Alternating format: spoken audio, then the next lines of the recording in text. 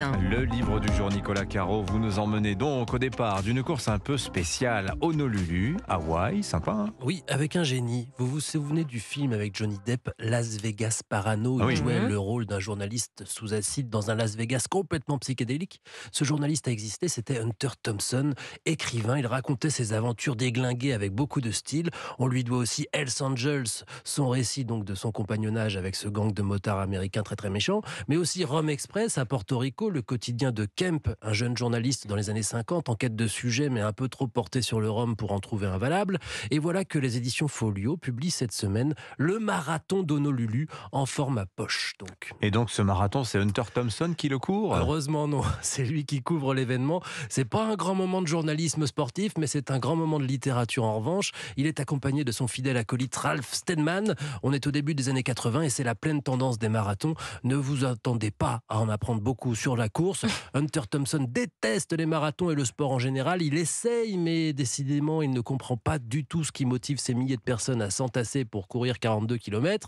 Il nous raconte surtout comment il n'arrive pas à écrire son reportage. Il profite plutôt de l'hôtel d'Hawaï et des mythes du coin. Les voyages du capitaine Cook le fascinent par exemple. La pêche au gros aussi. Et Ralph, lui, se passionne plus ou moins pour le surf. Mais il y a un journal qui a payé donc Hunter Thompson pour c'est un fiasco journalistique pourtant. Ça. Avec un Hunter Thompson exaspérant, nullissime et très attachant.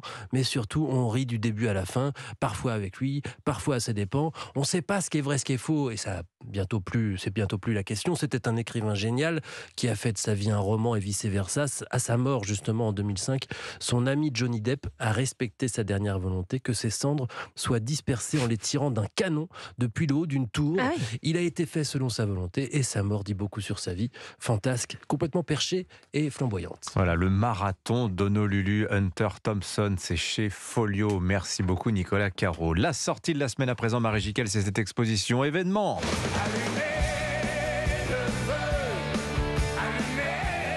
Voilà, allumage du feu demain à Paris, expo de Johnny Hallyday, 6 ans après sa mort. Pensez comme un concert, Marie.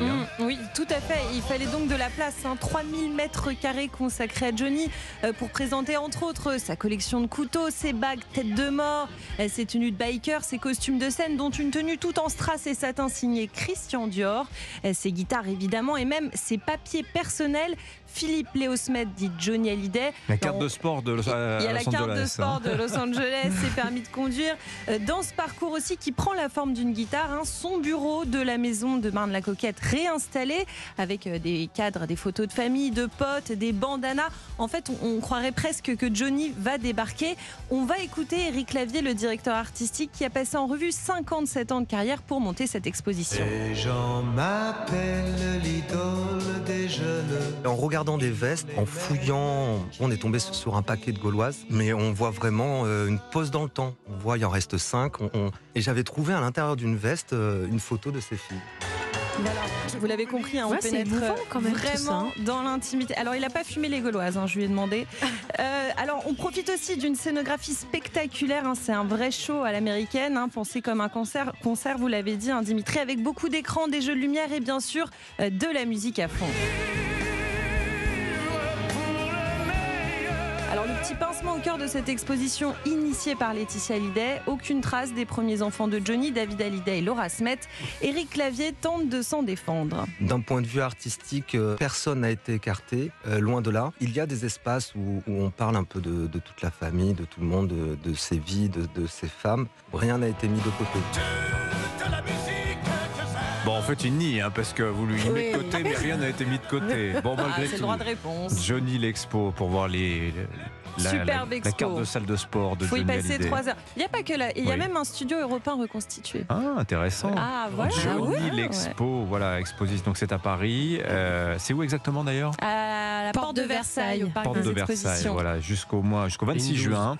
Et ensuite, comme un concert, ça partira en tournée, mais on ne sait pas encore où. Merci beaucoup Marie Jiquel, merci les amis, à demain.